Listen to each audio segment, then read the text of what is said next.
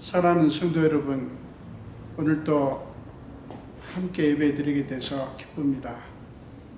여러분 환영합니다. 예배 자리가 각자 다를 수 있지만 우리 한 성령 안에서 신령과 진정으로 예배하는 귀한 시간 됐으면 좋겠습니다. 우리 진솔하게 고백의 기도를 드리면서 예배 시작하겠습니다. 같이 기도합니다.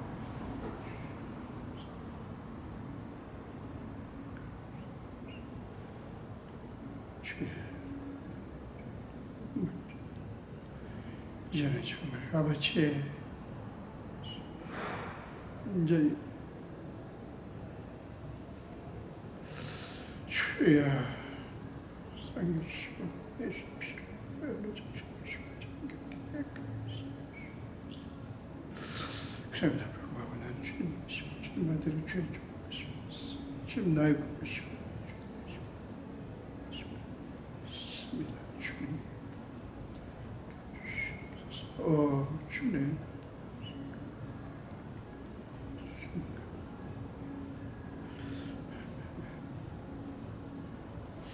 하나님의 용서의 말씀을 들으시기 바랍니다.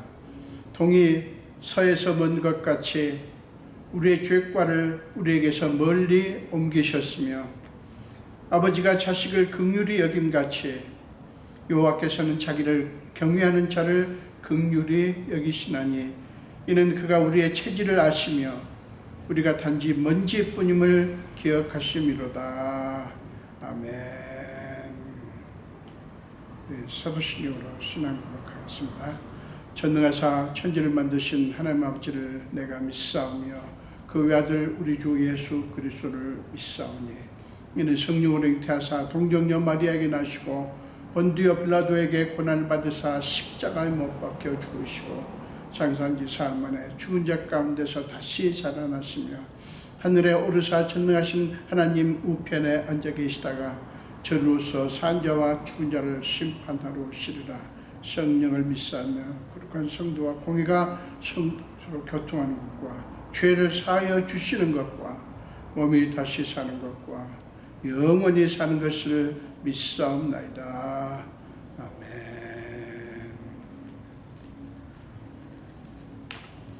우리 함께 찬송하겠습니다. 서찬송가 455장이고요. 통일찬송가 507장입니다. 서찬송가 455장, 통일찬송가 507장입니다. 주님의 마음을 본받는 자, 그 마음의 평강이 찾아오면 우리 함께 찬양하겠습니다. 주님의 마음을 본받는 자, 그 마음의 평강이 찾아오면 험악한 세상을 이길 힘이 하늘로부터 임함이로다. 주님의 마음 본받아 살면서 그 거룩하심 나도 이루리. 주 모습 내 눈에 안 보이며 그 음성 내 귀에 안 들려도 내 영혼 날마다 주를 만나 신령한 말씀 늘 배우도다. 주님의 마음 본받아 살면서 그 거룩하심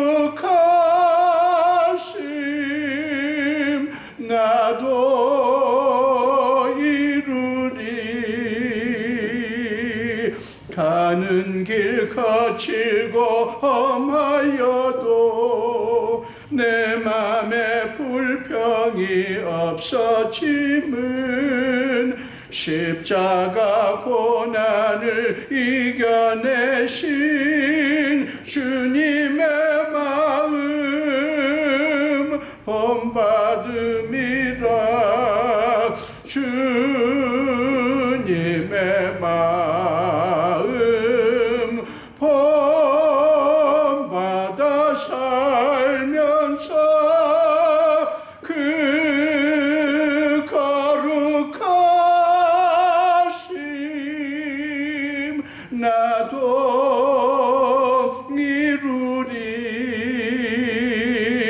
주 예수 세상에 다시 오실 그날엔 무성도 변화하여 주님의 빛나는 그 형상을 다 함께 보며 주 찬양하리. 주님의 마음 본받아 살면서 그 거룩하심 나도 이루리. 아멘. 기도하겠습니다. 예수님 감사합니다. 오늘 또 저희를 사랑하셔서 예배 드릴 수 있는 이 축복을 주셔서 감사합니다. 오늘 또 예배의 주인은 오직 주님뿐이심을 고백합니다. 오늘 주님께 우리가 경배 드리오니 주여 우리를 불쌍히 여기시고 우리에게 임하시옵소서. 각 사람 심령 속에 들어오시고 그들을 받아주시고 그들을 만져주시고 그들을 고쳐주시고 새롭게 하시고 정말 하나님께서 기뻐하시는 하나님의 자녀들로 만들어 주옵소서.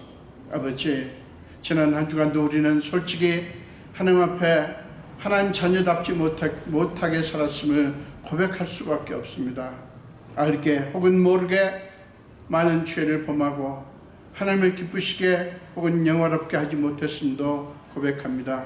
우리를 불쌍히 여기시고 예수의 피로 주님의 그 놀라운 보혈로 우리를 적시어 주시옵소서. 오늘 예배하면서 우리가 새롭게 되게 하시고 우리가 하나님 앞에 어떤 존재인지 그리고 우리가 믿는 그 주님이 어떤 분이신지를 다시 한번 확인하며 세상에 눌려서 살았던 우리의 마음이 그리고 피곤하고 지친 우리의 몸이 새롭게 되는 그런 귀한 시간 되게 하여 주시옵소서. 아버지, 오늘 주님 앞에 온전히 경배하기를 원합니다. 온전히 주님을 높이기를 원합니다.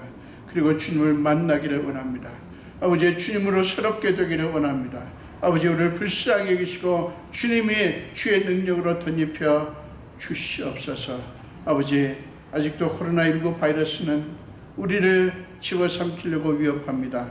그러나 우리는 믿습니다. 아무리 그래도 하나님의 모든 것의 주인 되시며 하나님을 살아계심을 믿습니다. 아버지, 우리가 솔직히 두렵지만 그러나 하나님을 바라봅니다. 하나님을 의지합니다. 하나님이 우리를 불쌍히 여겨 주시옵소서. 지금까지 우리를 지켜주셨는데 계속해서 우리를 지켜주시옵소서. 아버지, 우리가 하는 일이 힘들고 어렵고 정말 비즈니스도 그렇고 우리 자녀들도 그렇고 모든 것이 전과 같지 않습니다. 때로는 낙심이 됩니다. 때로는 좌절이 됩니다. 그러나 하나님을 놓을 수 없습니다. 이런 때에 하나님께 더 나아갑니다. 하나님을 더 붙듭니다. 우리를 불쌍히 여기시고 지금까지도 주님이 함께 하신 것처럼 앞으로도 함께 하사 정말 하나님의 함께 하심이 무엇인지를 우리가 목도하면서 경험하면서 날이 갈수록 더 주님께 가까이 나아가는 주님과 더 친밀해지는 하나님의 자녀들이 다 되게 하여 주시옵소서.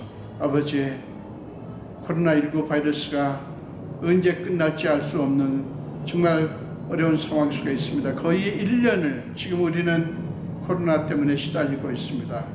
아버지여, 이제 우리는 압니다. 인간의 지혜와 능력이 아무리 출중하고 뛰어나다 해도 이 바이러스를 막을 수는 없다는 사실입니다. 이 모든 것은 주의 손에 있음을 믿습니다. 주의 권세 안에 있음을 믿습니다. 주님이 이것을 멈출 수 있는 유일한 존재인 것을 고백합니다. 우리를 불쌍히 여기사 속히 코로나가 이제 물러가게 하여 주시옵소서. 이미 이제 백신이 개발되어서 이제 접종이 시작되었고 또 새로운 그 백신이 개발되고 있다고 하는 소식도 듣고 또 각국에서 치료약도 개발하고 있다는 얘기를 듣습니다. 아버지 주님께서 그들을 도우시고 지혜를 주사 속히 좋은 백신, 좋은 치료약들이 나올 수 있게 하여 주시옵소서. 또한 현장에서 정말 고군분투하는 의료진들을 불쌍히 여기시고 그들이 지치지 않도록 붙들어 주시옵소서. 의료진이다 할지라도 이미 코로나 감염되어서 고통 중에 있는 분들, 생명을 잃은 분들이 한둘이 아닙니다. 아버지여 도와주옵소서. 도와주옵소서. 아버지 주님께서 속히 코로나를 물리쳐 주시옵소서. 주님만이 하실 수 있사오니 역사해 주시옵소서. 주님, 하나님께서 이런 가운데서도 우리와 함께 하심을 믿습니다. 우리의 눈에 보이지 않고 귀에 들리지 않지만 하나님은 살아 역사하시며 지금도 이 세계 모든 역사를 주장하고 계신 것을 믿습니다. 우리 하나님의 자녀들이 이때에 더 주님을 붙들게 하여 주시옵소서. 오 주님, 우리 성도들 한 분 한 분을 기억해 주시고 그들의 삶의 정황들을 다 아시는 주님, 코로나19로 인해서 이제 파생된 많은 문제들이 있습니다. 직장을 잃은 분들도 있고 이제 여전히 고통 중에 있는 분들이 있고 경제적으로 말할 수 없는 어려움 속에 있는 분들도 있습니다. 자영업자를 비롯하여 많은 사업가들이 어려움 중에 있습니다. 아버지 그들을 불쌍히 여겨 주시옵소서. 아버지여 어렵지만 그래도 주님을 향한 마음이 열버지지 않도록 은총 베풀어 주시옵소서. 아버지 우리 중에는 이제 코로나 때문에 생명을 잃은 분들도 있고 고통 중에 있다가 나은 분들도 있습니다. 하루하루 우리는 언제 어떤 일이 일어날지 알 수 없는 상황 속에 오직 하나님만 바라봅니다. 하나님께만 소망을 둡니다. 하나님만 의지합니다. 우리를 불쌍히 여겨 주시옵소서. 우리 교회가 정말 하나님께서 기뻐하시는 교회가 되기를 간절히 구합니다. 많은 교회들이 있지만 정말 하나님께서 기뻐하시고 하나님의 마음에 맞고 그래서 하나님께서 마음껏 하나님의 하시는 일을 드러낼 수 있는 그리고 우리 교회를 통해서 마음껏 일하실 수 있는 그런 교회, 그런 성도들이 다 되게 하여 주옵소서. 오늘도 부족한 종이 말씀을 두고 섰습니다. 하나님께서 친히 역사하여 주시옵소서. 감사드리옵고 예수 이름으로 기도합니다. 아멘.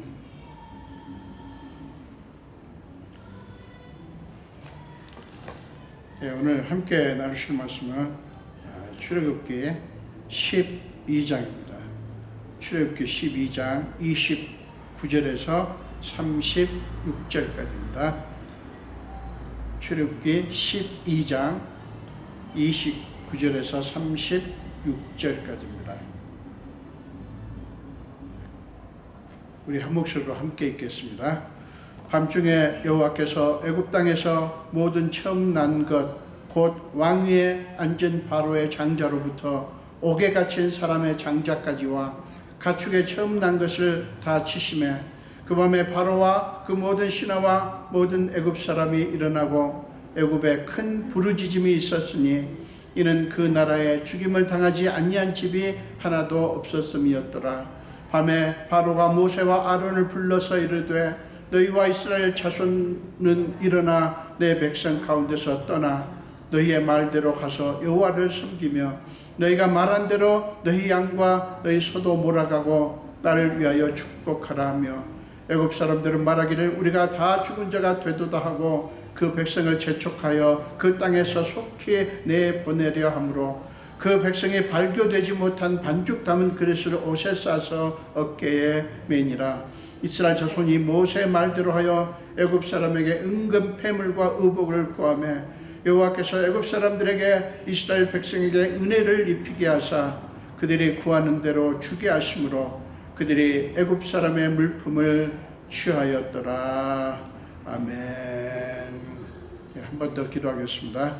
예수님 감사합니다. 오늘 또 저를 세워주신 주님, 두렵고 떨리는 마음으로 주님 앞에, 그리고 주님이 사랑하는 주의 양떼들 앞에 섭니다. 아버지여, 주께서 친히 제 입술을 사용하셔서 하나님의 말씀만 선포되게 하여 주옵소서. 감사드리옵고 예수 이름으로 기도합니다. 아멘.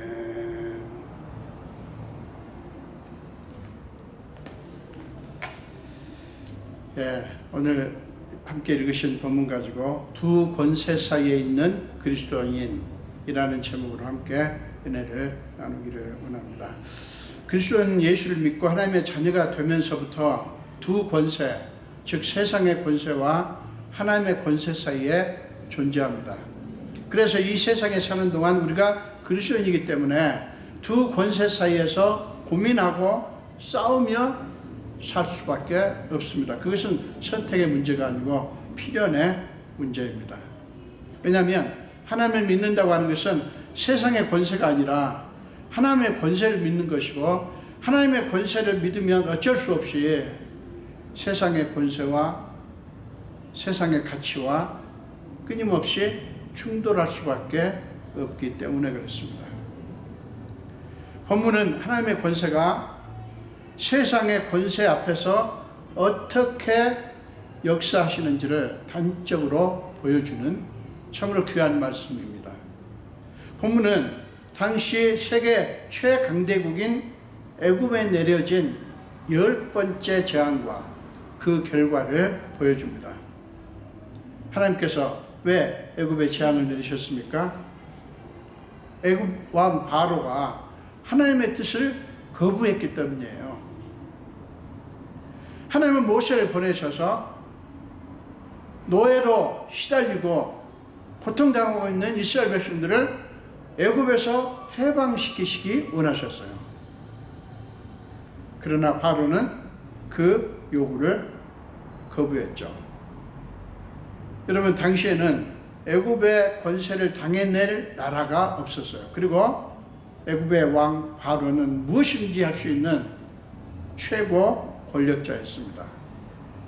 그런데 모세가 하나님의 말씀을 들고 나타나 하나님의 백성인 이스라엘 백성들을 놓아주라고 요구를 한 거예요. 여러분, 그것은 바로와 애굽의 권세에 대한 심각한 도전이었습니다.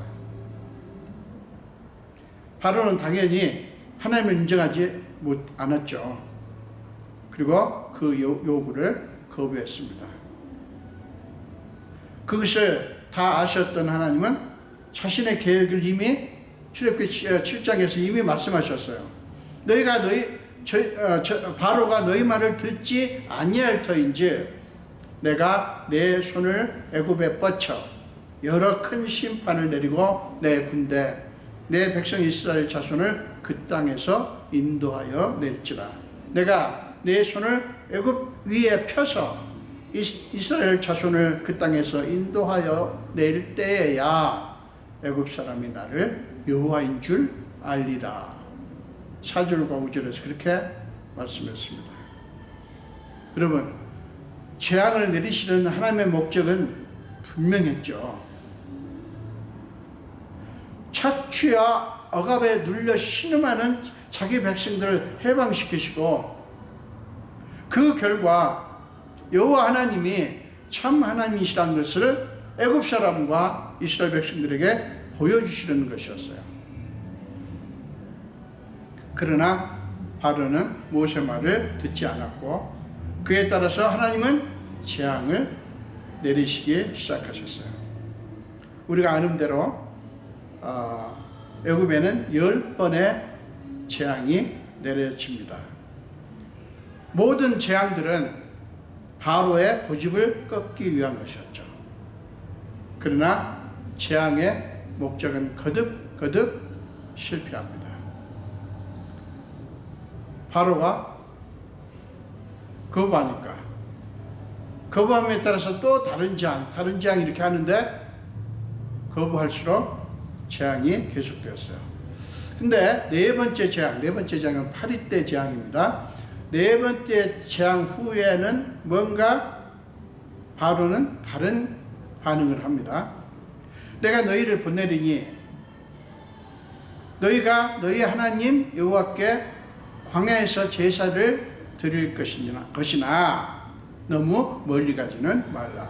그런즉 너희는 나를 위하여 간구하라. 이렇게 8장에서 그렇게 얘기를 합니다. 바로는 이제야 자기의 권력이 위협받고 있다는 사실을 깨닫기 시작했습니다. 그러나 바로는 받아들인 듯 하다가 마음을 바꾸기를 거듭하며 이스라엘 백성들을 보내기를 거부합니다. 아직도 하나님의 권세를 받아들일 마음이 없었던 거예요. 그리고 8번째 재앙, 메뚜기 재앙이죠. 8번째 재앙이 내렸을 때에는 그들 내부에서 작은 변화가 일어납니다. 바로의 신하들이 이렇게 반응합니다. 어느 때까지 이 사람이 우리의 함정이 되리까? 그 사람들을 보내어 그들의 하나님 여호와를 섬기게 하소서. 왕은 아직도 애굽이 망한 줄을 알지 못하시나이까? 라고 왕에게 간청하기까지 된 것입니다. 여러분, 바로의 모습에 대해서 어떻게 생각하십니까? 참 어리석죠? 지금까지 무시무시한 권력으로 어떤 장애도 없이 자기의 뜻을 다 이루던 바로로서는 애초에 하나님의 권세를 받아들이는 일은 가능하지 않았을 것입니다. 하나님도 그것을 아셨어요. 그래서 11장의 9절에서 이렇게 말씀합니다. 바로가 너희의 말을 듣지 아니하리라. 그러므로 내가 애굽 땅에서 나의 기적을 더하리라. 이렇게 말씀을 하셨습니다. 여러분, 오늘날 예수를 믿는 우리도 똑같은 문제를 안고 있다고 믿습니다. 어떤 문제요? 여러분, 오늘날 그리스도인들의 모습에서 바로의 모습이 보이는 것을 부정할 수 있을까요? 겉으로는 다 예수를 믿고 하나님의 권세를 인정하는 것 같지만 실상은 양다리를 걸치거나 너무 쉽게 어떤 문제가 발생하면 하나님의 권세를 저버리고 세상의 권세를 의지하는 경우가 비일비재합니다. 하나님의 권세를 부정하진 않아요. 그러나 여전히 실제 삶 속에서는 세상 권세의 지배 구조 속에서 삽니다. 그 세상 권세의 지배 구조를 받아들이고 거기에 맞춰서 산단 말이에요. 그러니까 쉽게 말하면 세상 방식대로, 세상 관습대로 사는 것을 말하는 거예요. 오늘날 교회들을 보십시오. 얼마나 많은 교회와 주의 종들이 돈과 명예와 권력의 힘을 믿고 그것을 추구하느라 혈안이 되어 있는지 모릅니다.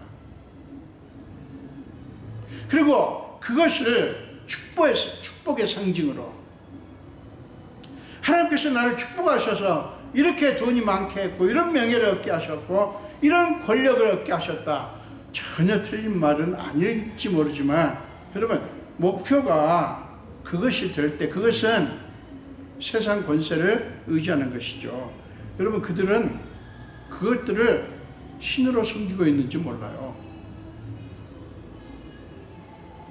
여러분, 그게 진짜 축복입니까?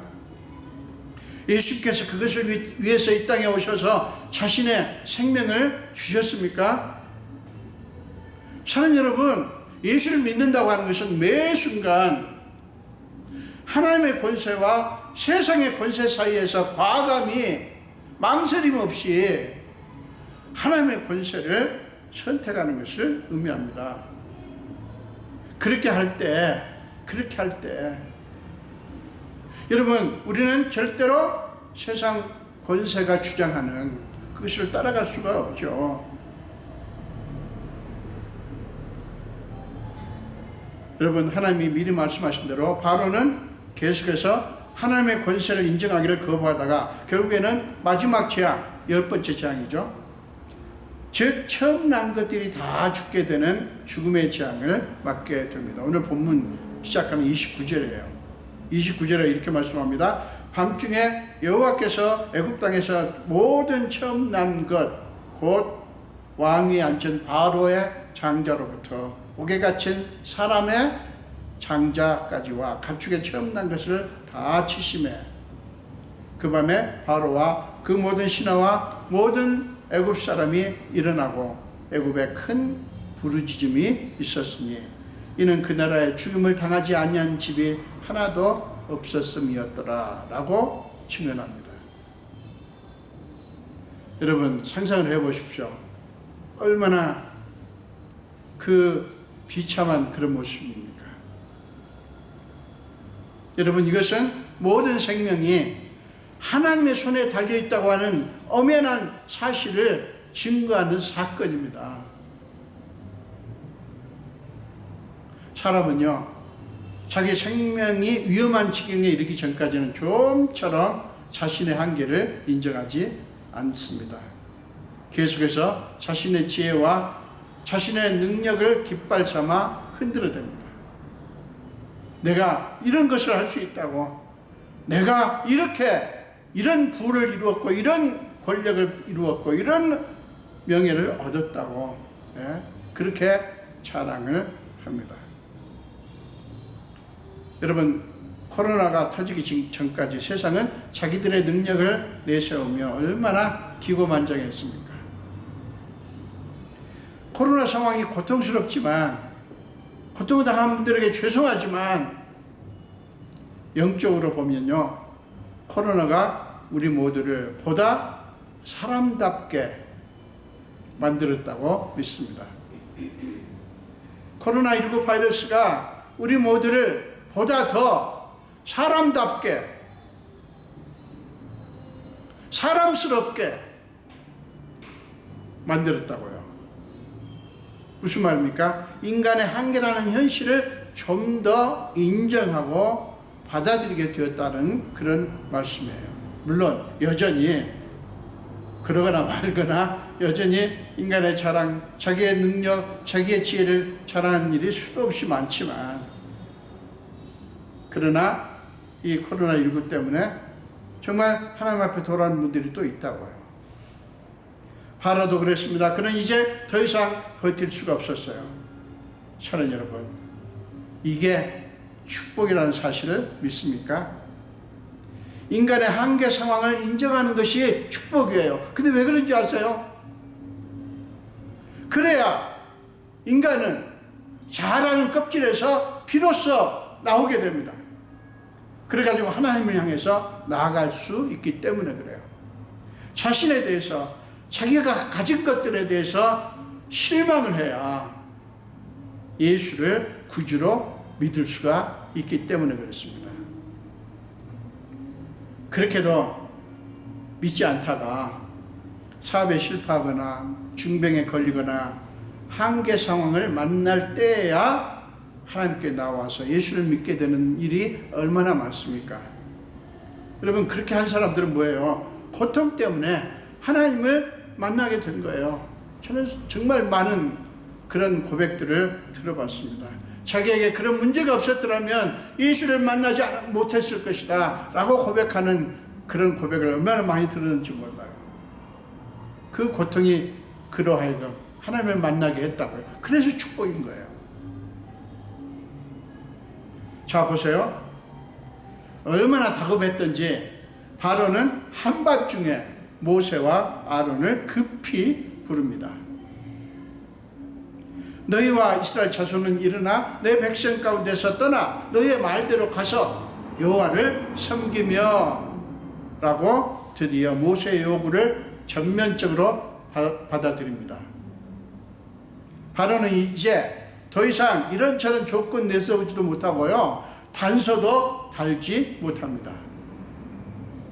하나님이 모세를 통해 말씀하신 내용 그대로 전부를 받아들입니다. 그리고는 곧이어 참으로 놀라운 고백을 합니다. 그렇게도 무시무시한 권력을 가졌던 바로가 모세와 아론에게 탄원하고 있는 모습을 여러분 주목하시기 바랍니다. 너희가 말한 대로 너희 양과 너희 소도 몰아가고 나를 위하여 축복하라. 나를 위하여 축복하라. 이렇게 탄원을 합니다. 여러분, 우리가 주목할 게 바로 이거예요. 그렇게도 고집이 세던 바로, 그렇게도 권세를 자랑하던 바로가 보잘것없는 모세와 아론 앞에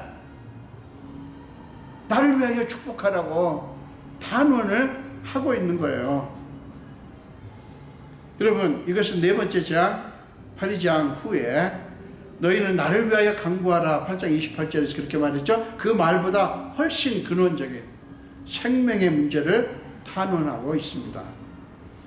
8장 9절에 나를 위하여 간구하라는 말은 파리떼로 말미암아 황폐하게 된 애굽 땅의 그 모습을 회복시켜 달라는 그런 간청이었지만, 이번에는 자기 생명을 간청하는 것입니다.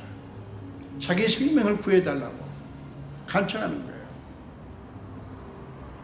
생명의 위협 앞에 있고서야 바로는 자기의 권세가 아니라 하나님의 권세를 붙잡습니다.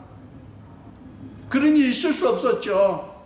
근데 자기 목숨이 위험하니까 이제는 여호와 하나님을 붙잡는 거예요. 바로는 비로소 하나님의 권세만이 자신의 생명을 구해줄 수 있다고 하는 사실을 인정합니다. 그러니까 나를 축복하라는 간청은 내 생명을 구원해달라라고 하는 간청입니다. 그는 이제야 권력자 바로가 아니라 권력의 옷을 벗은 한 인간의 모습을 보여줍니다. 그는 비로소 자신의 권력이 최강대국이라는 애굽의 권세가 결코 할 수 없는 영역이 있다고 하는 사실을 인정한 것입니다. 이제 바로는 진짜 권세는 자기도 아니고 자기 나라도 아니고 오직 하나님께 있다고 하는 사실을 받아들입니다. 권력의 이동을 자신의 입으로 고백하는 거예요. 권력이 옮겨졌다고 하는 사실을 자기 입으로 고백하는 것입니다.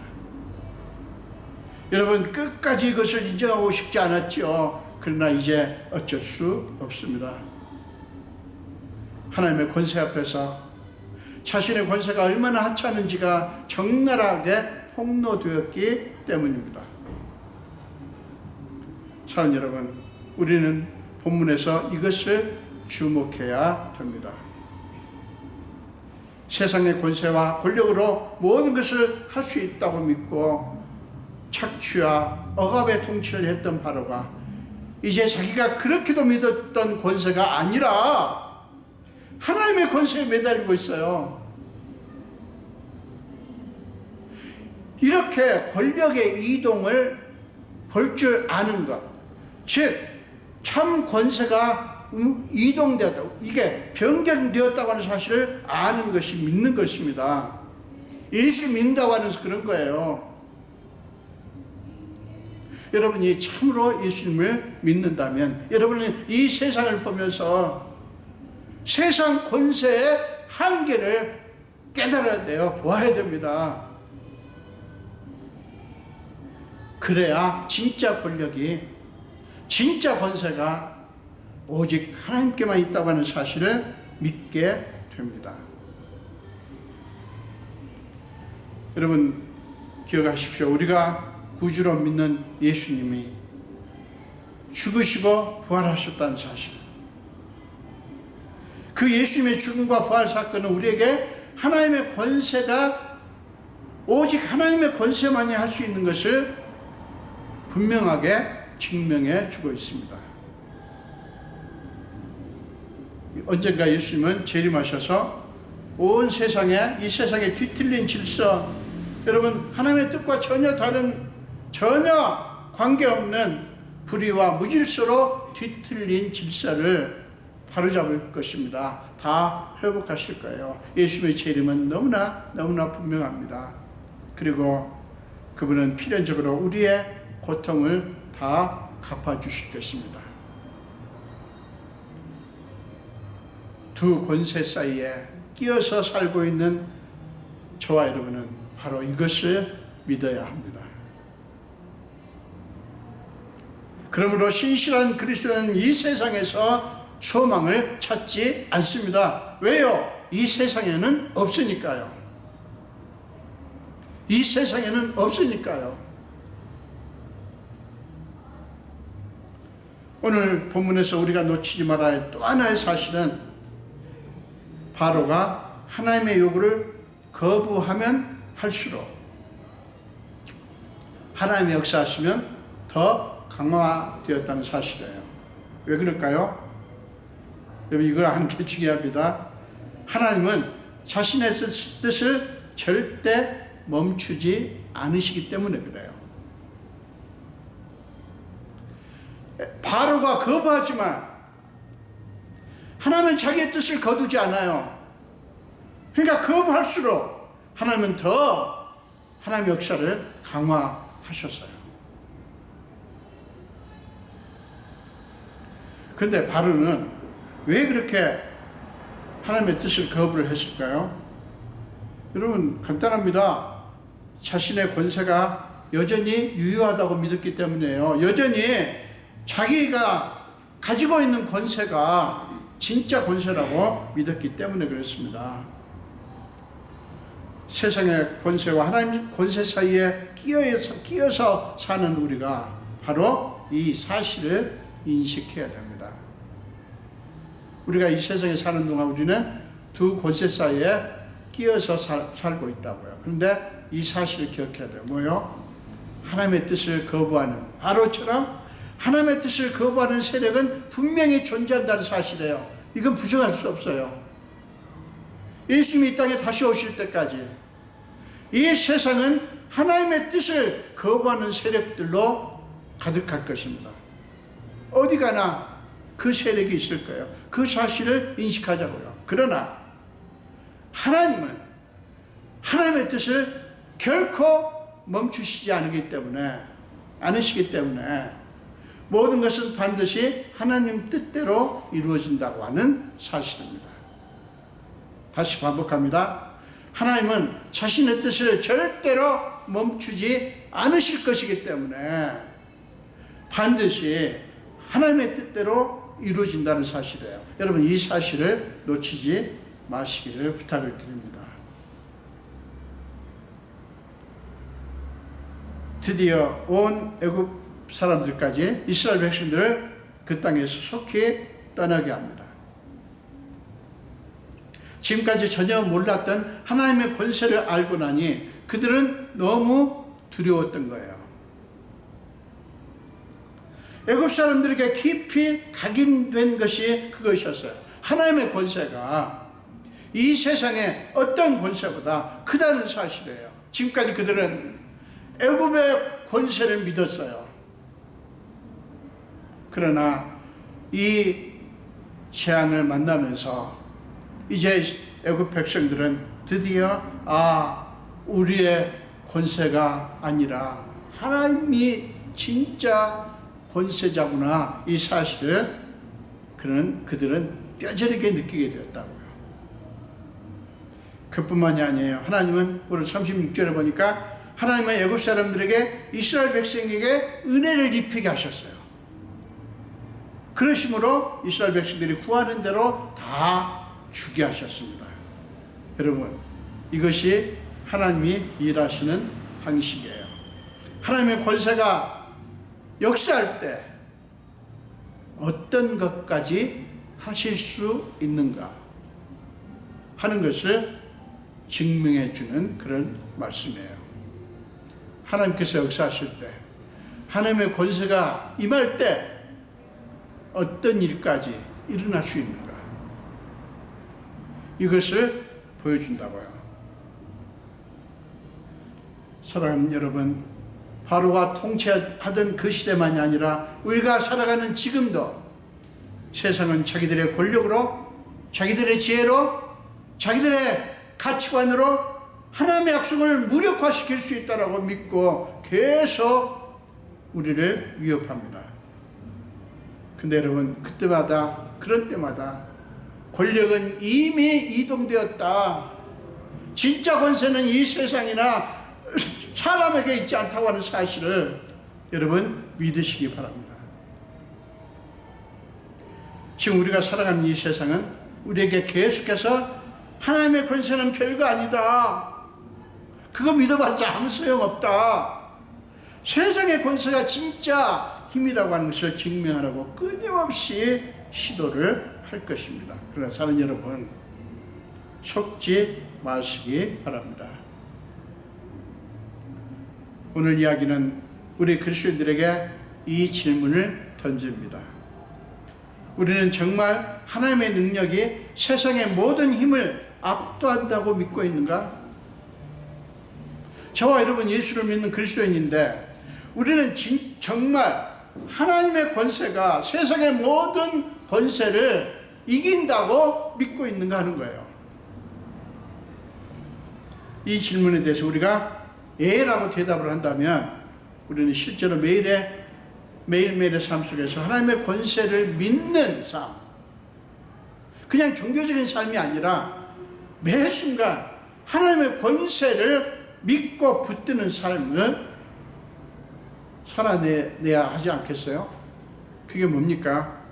여러분, 그것은 하나님의 권세를 믿는 사람들은 이 세상에서 일어나는 모든 일들을 보면서 그것을 마지막으로 보지 않는다는 것입니다.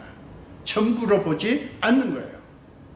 하나님의 권세를 정말 우리가 믿는다면 이 세상에서 어떤 일이 일어나든 간에, 어떤 사람을 보든 간에 그걸 보면서 그 모든 것들을 마지막으로 보지 않는다는 것입니다. 그게 다라고, 그게 끝이라고 생각하지 않는다는 거예요. 이게 무슨 말씀입니까? 세상에 일어나는 일들 자체가 아니라 그걸 바라보면서 거기에 우리가 울고 웃고 할 것이 아니라 그 모든 일들의 배후에는 하나님이 계시고 하나님께서 역사하신다는 사실을 믿으면서 그 하나님의 역사하심을 바라본다고 하는 그런 말이에요. 하나님의 주권을 믿는 것을 의미합니다. 그렇기 때문에 여러분, 세계 곳곳에서 어떤 사건이 일어나든, 그리고 우리가 몸담고 있는 세상이 어떻게 바뀌고 어떤 일이 벌어지든 우리 눈에 보이는 그것으로 다 끝났다고 결론 내리지 마시기 바랍니다. 우리의 눈에 보이는 그것으로 끝이다라고 결론 내리지 말자고요. 세상의 힘이나 권세는 한정적이고 한계를 지녔다고 하는 것을 우리가 정말 믿는다면 우리는 거기서 하나님이 하실 일을 기대할 수 있습니다. 우리가 이걸 바라봐야 돼요. 지금 세상에서 일어나고 있는 일들을 그것만 보면 그게 다라고 믿으면요, 우리는 정말 살 수가 없어요. 다 끝난 것 같아요. 그것으로 다 끝난 것 같아요. 그러나 우리 그리스도인은 그게 아니란 말이에요. 그 배후에 하나님이 계시고 거기서 하나님이 어떤 일을 하신다는 사실을 보이지 않지만, 귀에 들리지 않지만 그것을 바라보는 것입니다. 그렇게 돼야 세상의 어떤 지도자에 대해서도 실망하지 않을 수 있어요. 여러분들이 지도자를 잘 선택을 하십시오만은 제가 늘 말씀드립니다. 여러분 너무 믿지도 마세요. 그냥 사람이기 때문에 그래요. 그리고요, 어떤 특정한 지도자를 무슨 구세주라도 되는 것처럼 칭송하지 마시기 바랍니다. 그도 사람이에요. 그냥 아무리 뛰어나 봐야. 그것이 세상 권세가 아니라 하나님의 권세를 믿는 것입니다. 여러분들은 세상 권세를 믿는 게 아니죠? 하나님의 권세를 믿는 그리스도인이죠? 그렇다면 우리 세상에서 일어나는 것 때문에 너무 일비하지 않아야 돼요. 좀 좋은 일 있으면 그냥 희낙낙하고, 조금 고통스러운 일이 있으면 그냥 세상이 다 무너질 것처럼 이렇게 생각합니다. 여러분, 그거는 세상 권세를 믿고 사는 거예요. 하나님의 권세를 믿는 사람은 절대로 그렇게 하지 않습니다. 왜요? 어차피 세상은 우리에게 참된 희망을 주지 못하기 때문에 그렇습니다. 사랑하는 여러분, 끝으로 저는 사도행전 27장 20절 이하의 말씀을 통해서 사도 바울의 모습을 잠깐 생각해 보려고 합니다. 바울이 죄수 신분으로 로마 황제에게 재판을 받기 위해서 항해하던 그때입니다. 많은 일들이 있었지만 갑자기 그가 탔던 배가 엄청난 풍랑을 만나서 배에 탄 모든 사람들이 죽게 되었습니다. 죽음의 위험 앞에 놓였어요. 여러 날 해와 달도 보지 못하고 너무 고통 속에 있다 보니까 먹지도 못했어요. 굶주렸어요.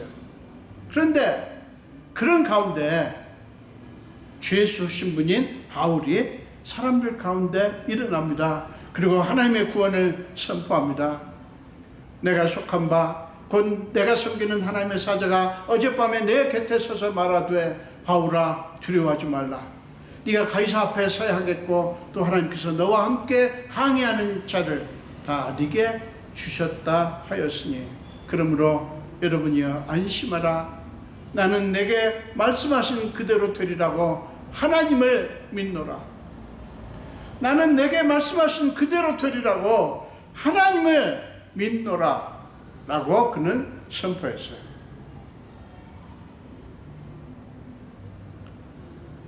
여러분, 우리는 이 이야기에서 세상 권세의 실체를 낱낱이 볼 수가 있습니다. 평상시에는 아무런 문제가 없었죠. 그런데 보세요. 이 죽음의 위험 앞에서 그 세상 권세는 도대체 뭐냐고요? 뭐를 하고 있냐고요? 여러분 기억하십시오. 세상 권세의 끝은 절망이고 죽음입니다. 절대 생명이 없어요. 속지 마시라고요. 사랑하는 여러분, 그리스도인은 이 세상의 고통에 대해서 고통을 보면서 답이 있다, 희망이 있다 라고 말해줄 수 있는 사람들입니다. 바울이 그랬잖아요. 바울은 죄수의 신분이었지만 배에 탄 모든 사람들, 거기에는 유명인사들도 있었고 권력자들도 있었습니다. 그들에게 생명을 선포했어요. 왜요? 하나님께서 그에게 말씀하셨기 때문에 그 하나님의 말씀을 선포했어요. 그리하여 그들 모두 몇 명이었죠? 37절에 나오죠. 276명은 구원을 받았습니다. 여러분, 그것을 통해서 결국 하나님의 권세가 확실하게 드러났습니다. 그들이 가진 권세가 아니라, 세상 권세가 아니라 하나님의 권세가 확실하게 드러났다고요.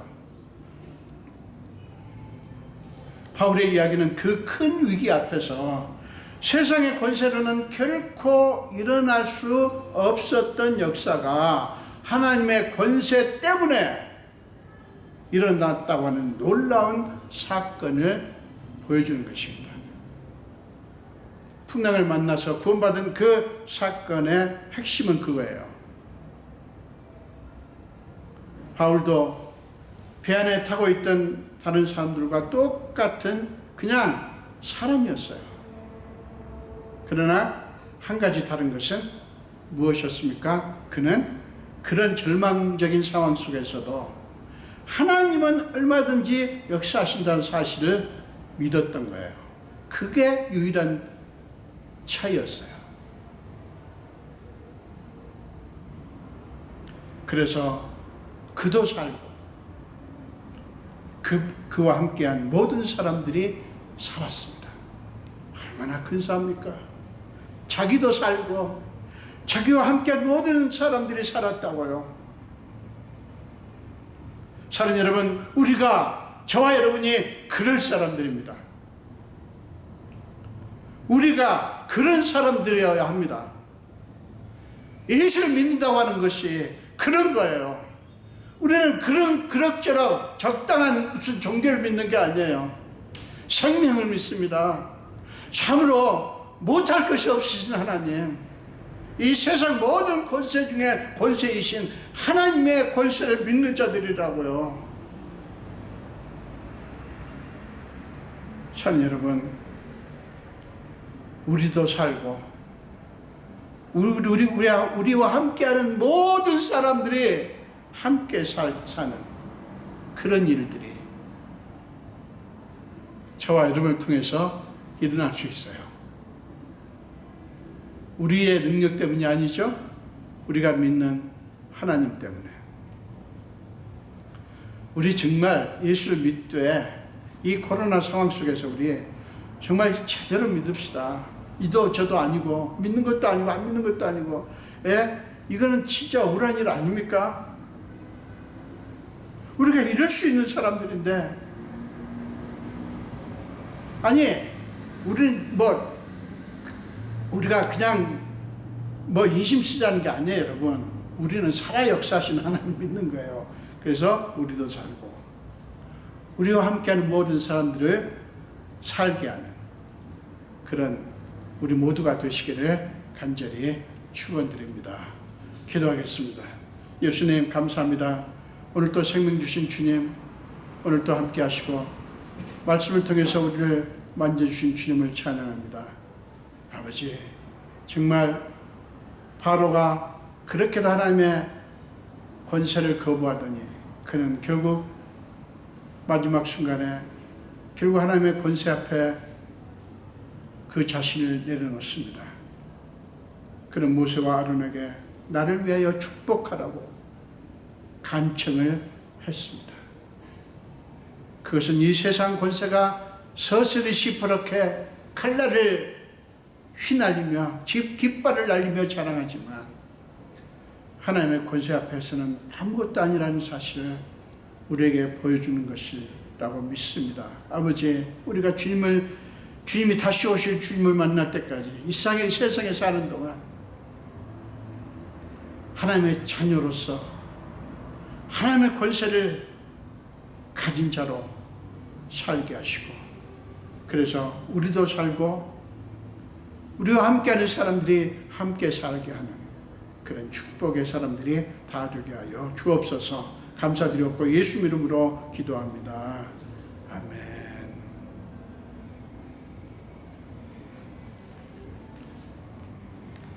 우리 사랑합니다 나의 예수님 찬양하시면서 우리 헌금하시겠습니다. 사랑합니다 나의 예수님, 사랑합니다 아주 많이요, 사랑합니다 나의 예수님, 사랑합니다 그것뿐이에요. 사랑한다 아들아,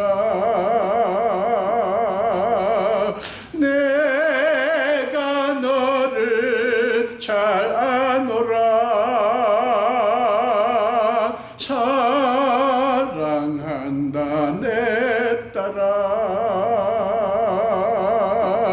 내게 축복 더하노라. 아멘. 기도하겠습니다. 예수님 감사합니다. 주님이 사랑하시는 귀한 자녀들이 오늘 또 주님 앞에 경배하면서 귀한 예물을 주께 드립니다. 이 예물 속에 담긴 저들의 모든 형편과 사정을 낱낱이 아시는 주님, 하늘을 여시고 하나님이 사랑하는 자녀들이 오니 하나님의 방식으로 하나님의 수준으로 마음껏 축복하여 주옵소서. 특별히 코로나 때문에 경제활동이 너무나 어렵지만 그럼에도 불구하고 소득의 10분의 1은 주님의 것이라고 믿고 구별하여 11조를 드린 분들, 말라기 3장 10절에서 친히 하신 약속대로 저들의 삶의 창고가 넘치게 하여 주옵소서. 감사드리고 축복하며 예수 이름으로 기도합니다. 아멘.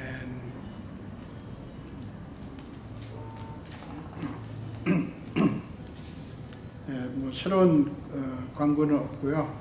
계속해서 우리가 1부와 2부로 이렇게 분산을 해서 한 예배에 너무 많은 분들이 오지 않도록 그렇게 하면서 예배를 드리고 있고요. 그리고 또 교회 못 오시는 분들은 예배 영상을 통해서 또 각자 계신 곳에서 예배를 드릴 수 있습니다. 우리 마지막 찬송 일어나셔서 마지막 찬송 시겠습니다. 통일 찬송가 502장, 새 찬송가 445장입니다.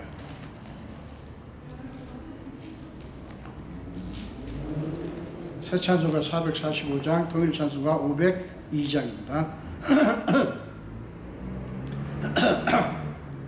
진행하겠습니다. 대산을 넘어 험곡에 가도 빛 가운데로 걸어가면 주께서 항상 지키시기로 약속한 말씀 변치 않네. 하늘의 영광 나의 맘속에 차고도 넘쳐 할렐루야를 힘차게 불러 영원히 주를 찬양하리. 캄캄한 밤에 다닐지라도 주께서 나의 길 되시고 나에게 밝은 빛이 되시니 길 잃어버릴 염려 없네. 하늘의 영광 나의 맘속에 차고도 넘쳐 할렐루야를 힘차게 불러 영원히 주를 찬양하리. 광명한 그 빛 마음에 받아 찬란한 천국 바라보고 할렐루야를 힘차게 불러 날마다 빛에 걸어가리. 하늘의 영광 나의 맘속에 차고도 넘쳐 할렐루야를 힘차게 불러 영원히 주를 찬양하리. 아멘. 기도하겠습니다.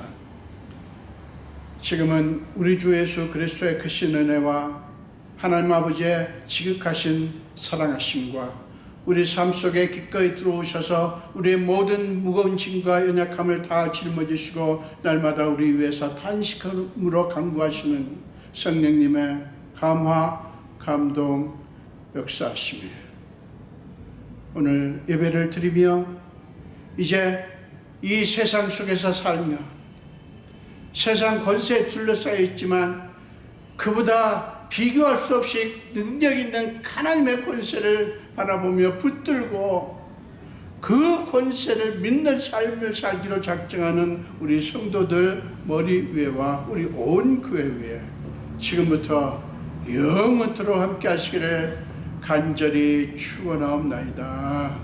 아멘.